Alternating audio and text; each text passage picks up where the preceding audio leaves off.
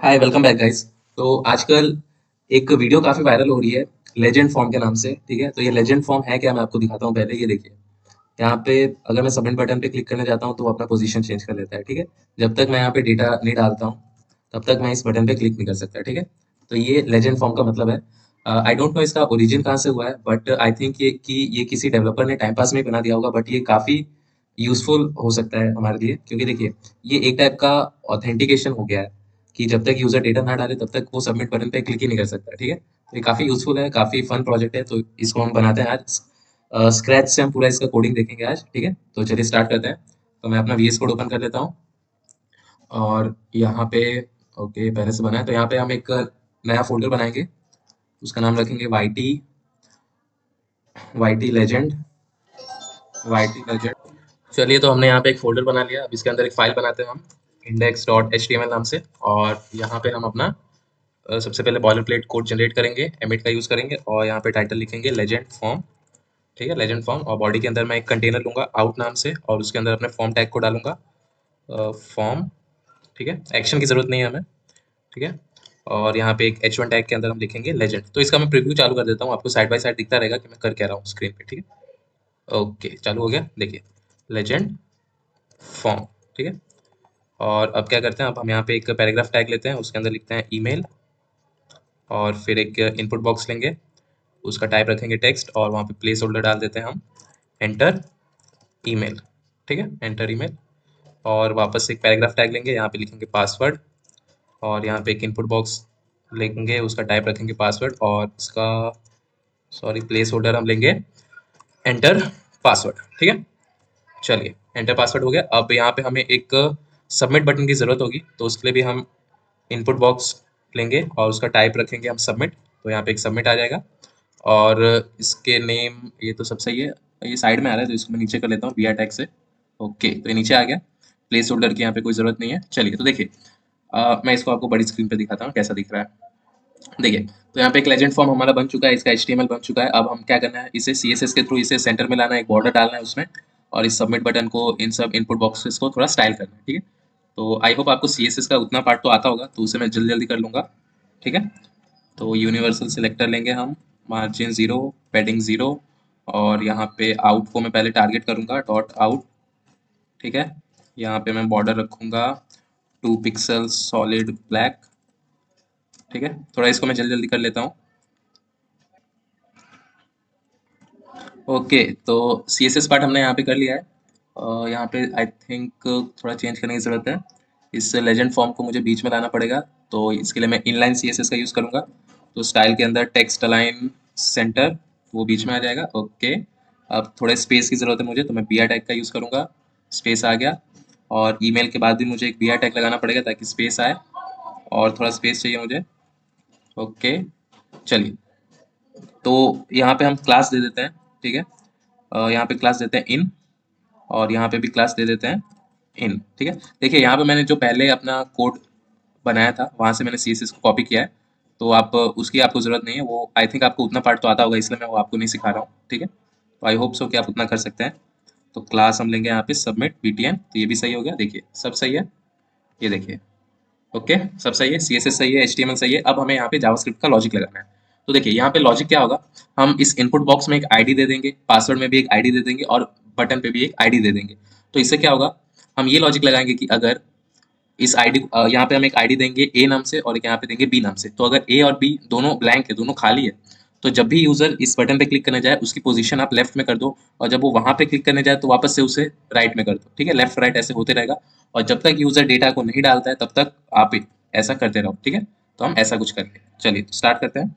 तो उसके लिए हम यहाँ पे आईडी ले लेते हैं। यहाँ पे आईडी, यहाँ पे जैसे मैंने बताया था, मैं ए नाम की एक आईडी लूंगा और यहाँ पे मैं बी नाम की एक आईडी लूंगा और यहाँ पे भी मुझे एक आईडी की जरूरत है, तो आईडी मैं लूंगा यहाँ पे BT। ठीक है, चलिए, अब इन आईडी को टारगेट करेंगे और यहाँ पे हम जावास्क्रिप्ट का फंक्शन बनाएंगे। ठीक है, जो भी अपना लॉजिक है वो यहाँ पे लिखेंगे। तो मैं लॉजिक यहाँ पे लिख लेता हूँ, फिर मैं आपको कोड समझाता हूँ। देखिए, तो यहाँ पे लॉजिक मैंने लिख दिया है। अब मैं इस फंक्शन को यहाँ पे कॉल करवा लेता हूँ। तो यहाँ पे मैंने फंक्शन बनाया मूव नाम से, तो इस बटन पे मुझे कॉल करवाना पड़ेगा। तो मैं ऑन माउस ओवर इवेंट का यूज करूंगा। ऑन माउस ओवर यानी कि उस पर जब माउस आए तब आप क्या करो, इस फंक्शन को कॉल करो, मूव और ये फंक्शन कॉल हो जाएगा। तो देखिए ये हमारा वर्क करने लगा अच्छे से, ठीक है। और यहाँ पे जब हम डेटा को सबमिट करेंगे तब हम यहाँ पे डेटा फिल कर लेंगे। तो यहाँ पे मुझे एक अलर्ट भी लगाना पड़ेगा। अलर्ट में हम ये प्रिंट कराएंगे कि आपका जो डेटा है वो सक्सेसफुली रजिस्टर हो गया है। अलर्ट में हम ये लिखेंगे कि फॉर्म सबमिटेड, फॉर्म सबमिटेड, ठीक है। और इस अलर्ट को मैं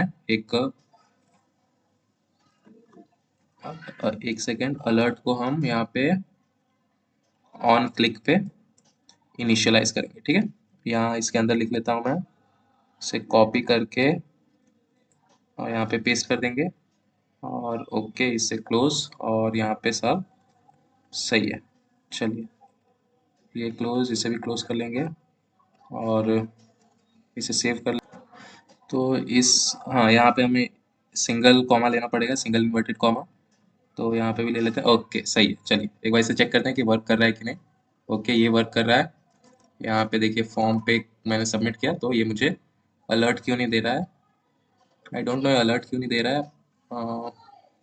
या कुछ प्रॉब्लम है क्या, एक बार देख लेते हैं। ऑन क्लिक, ओ तो यहाँ पे अलर्ट तो हमने लिखा ही नहीं है, सॉरी। अलर्ट हो गया, वापस से इसे चेक करते हैं।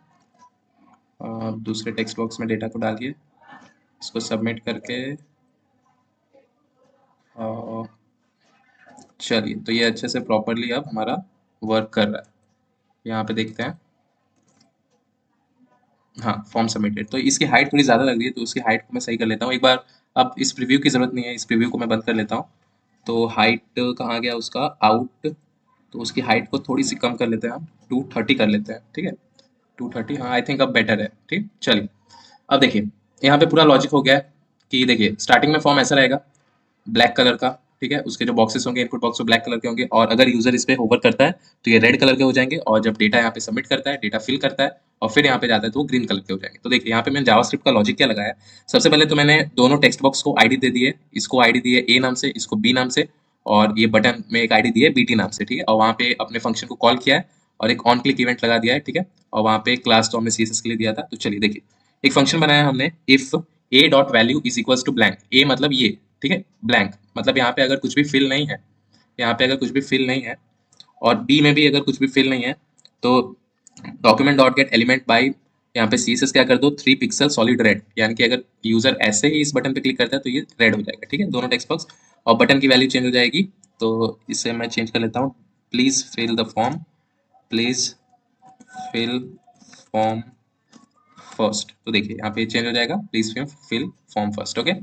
और यहाँ पे अगर यूजर ने फॉर्म फिल कर दिया तो ओके सबमिट, सेव, और देखिए ठीक है सही है, यूजर यहाँ पे फॉर्म फिल करेगा तो उसके बाद आ जाएगा ओके सबमिट, ठीक है। इतना आई थिंक आपको लॉजिक समझ में आया होगा ये। और एल्स में हमने क्या किया है, वापस से आईडी को सिलेक्ट किए, और अगर यहाँ पे, और एक सेकंड यहाँ पे देखिए हमने यहाँ पे एक लॉजिक फंक्शन को कॉल किया है और उसका लॉजिक हमने यहाँ पे लिखा है। तो देखिए लॉजिक क्या है, फ्लैग इज इक्वल्स टू 1। तो ये फ्लैग क्या होता है, फ्लैग भी एक वेरिएबल होता है। जैसे हम A is equals to 2, A is equals to 3, ऐसे हम वेरिएबल्स बनाते हैं, वैसे ही फ्लैग भी एक वेरिएबल होता है जो हमें सिर्फ बताता है कि वहाँ पे जहाँ भी हमने लगाया वहाँ पे डेटा आया है कि नहीं आया है। तो ठीक है, तो एक फंक्शन बनाया हमने लॉजिक नाम से, और if flag is equals to 1, यानी कि फ्लैग की वैल्यू अगर है वहाँ पे कुछ भी, तो button dot style dot left, तो जो बटन है ये बटन, उसको आप क्या करो, लेफ्ट साइड में शिफ्ट कर दो, ठीक है।